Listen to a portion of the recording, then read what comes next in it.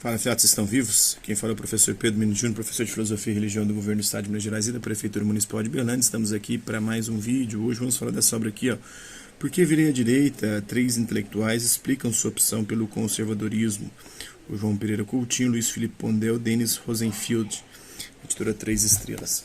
Com esta obra aqui, ó.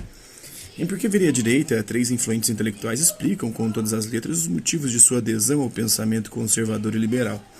Articulistas polêmicos da imprensa, arena em que já enfrentaram várias disputas, João Pereira Coutinho, Luiz Felipe Pondé e Denis Rosenfield têm neste livro a oportunidade de expor em detalhes as razões que os levaram a recusar os princípios políticos da esquerda e mesmo a condená-los. Em seus ensaios, autores unem a experiência pessoal à análise objetiva da história e de fatos recentes. São textos marcados pela audácia crítica, liberdade intelectual e coragem de arrancar o debate político da frouxidão em que está imerso. Este livro coloca em outro patamar, mais elevado e consequente, as ideias liberais e conservadoras no Brasil. O prefácio é do Marcelo Consentino. Atuantes articulistas da imprensa, os intelectuais João Pereira Coutinho, Luiz Felipe Pondé e Denis Rosenfield, revelam neste livro as razões que os levaram a optar pelas ideias conservadoras e a considerá-las a orientação mais acertada para a vida política. Escritos com rigor e veemência, os três ensaios de Por que virei à direita, título baseado no livro Why I Turned Right, organizado por Mary Eberstadt, alinham a confidência pessoal à análise política. Em 10 notas sobre a definição de uma direita, Coutinho discute os riscos das utopias propagadas pelas esquerdas. Não é a função de um governo conduzir uma comunidade rumo a um fim de perfeição. Não apenas porque os homens são incapazes de o atingir, mas porque esse fim é conceitualmente inatingível. Para Pondé, o pensamento progressista tem uma falha essencial, ignora aquilo que é próprio ao ser humano. Diz ele, em A Formação de um Pessimista, a esquerda é abstrata e mau caráter porque nega a realidade histórica humana a fim de construir seu domínio sobre o mundo. Em A Esquerda na Contramão da História, Rosenfield analisa a teleologia da esquerda. Teleologia, a lógica, é um estudo dos fins da esquerda, que é o Estado como encarnação máxima da moral. Faz também dura crítica à democracia participativa implementada pelo PT, para ele uma armadilha autoritária e liberticida. O João Pereira Coutinho nasceu no Porto, em Portugal, em 1976, é jornalista e cientista político, doutor em ciência política pela Universidade Católica Portuguesa, da qual é professor convidado. Publicou Jaime e Outros Bichos, de Fel, 1997, Prêmio Nacional de Literatura em Juvenil Ferreira de Castro, e Avenida Paulista da Record 2007, entre outros. É colunista da Folha de São Paulo, do Correio da Manhã, Lisboa, e comentarista do canal de televisão português TVI 24. O Luiz Felipe Pondé nasceu no Recife em 1959. O Coutinho é novo pra caralho, 6 anos mais novo que eu somente. É filósofo, professor da Pontifícia Universidade Católica PUC de São Paulo e da Fundação Armando Álvares Penteado, a FAAP, é mestre em filosofia pela Universidade de Paris, mestre doutor em filosofia pela Universidade de São Paulo, a USP, e pós-doutor pela Universidade de Tel Aviv. É autor de, entre outros, Contra o Mundo Melhor, da Lei de 2010, e Guia Politicamente Incorreto da Filosofia, também da Lei de 2012, colunista da Folha de São Paulo. O Denis Rosenfield nasceu em Porto Alegre em 1950, mais velho deles, é analista político e professor da Universidade Federal do Rio Grande do Sul, da UFRGS.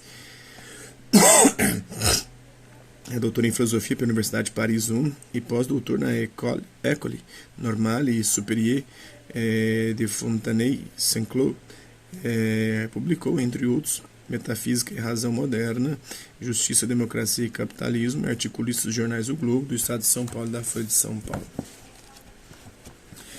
A formação do pensamento. Estudei em um colégio de jesuítas em Salvador, ainda hoje guardo simpatia e respeito por eles. Não tive nenhuma experiência ruim com os padres. Ao contrário, aprendi a respeitar a Igreja Católica porque, ao lado de uma sólida formação educacional, eles me fizeram ver a riqueza da religião como filosofia e também conhecer a barbaridade da pobreza. Trabalhei em bairros miseráveis e testemunhei quanto os pobres ansiavam por deixar a pobreza. Terminada a escola elementar, decidi estudar medicina. No primeiro ano da faculdade, soube que não seria médico. Não tive coragem de deixar a escola, porque venho de uma família de médicos. Em vez disso, adiei minha vida, indo morar num kibbutz em Israel. É burguês, tem dia. Entretanto, a visão médica do homem, com sua fisiologia frágil, sua biologia condenada ao fracasso e ao destino patológico, me acompanha desde essa época como uma espécie de controle de qualidade do pensamento. Fui estudar Freud e Lacan para salvar meu curso de medicina, e eles acabaram me encaminhando para a filosofia.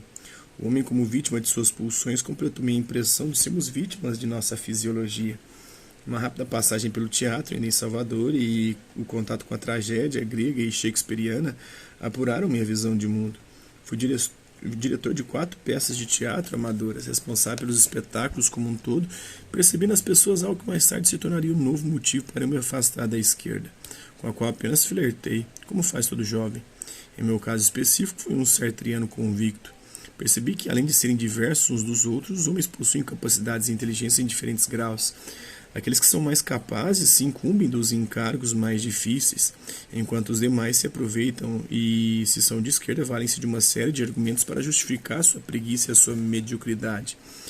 Essa experiência me ajudou a entender mais tarde o que quis dizer a filósofa russa Ayn Rand em A Revolta de Atlas. Ao falar da preguiça da maioria e de como alguns poucos homens carregam o mundo como um atlas nas costas. A beleza com que Rand ilustra sua teoria da objetividade do valor foi para mim uma revelação. As pessoas corajosas, trabalhadoras e inteligentes, os valores geram de modo objetivo vida e riqueza, não só material à sua volta, enquanto os preguiçosos, medíocres e covardes, os valores empobrecem objetivamente o mundo. Quando deparo com certas reuniões na universidade, compreendo claramente a descrição que Rand faz de como a mediocridade e a covardia arruinam a vida cotidiana. Medíocres adoram esse tipo de reunião porque assim podem ser preguiçosos com desculpas burocráticas. Também odeio a burocracia, viu? Mas não sei se isso é exclusividade da esquerda, né? E nem sei se a Rand, né, tem tanta razão assim.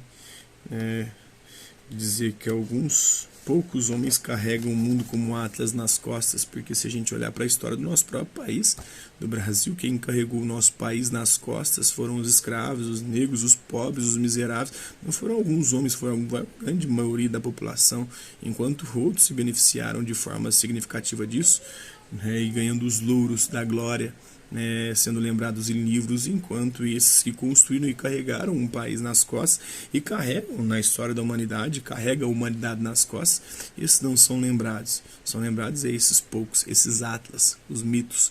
E como todo mito é uma mentira, uma mentira muito bem contada, que vira um arquétipo na nossa mente, e a gente passa a acreditar que o self-made man, o homem que constrói e faz a sua própria vida, pode mudar alguma merda, alguma bosta nesse mundo.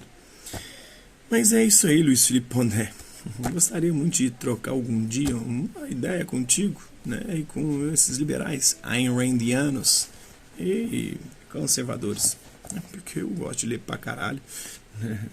Eu carrego o meu mundo nas costas, mas sei que tem muita gente que está carregando um fardo muito mais pesado que o meu, e proporcionando inclusive essa folga que eu tenho de poder estar aqui lendo, tendo um canal de leitura no YouTube. É isso aí. Hasta la vista, bibs, e até a próxima.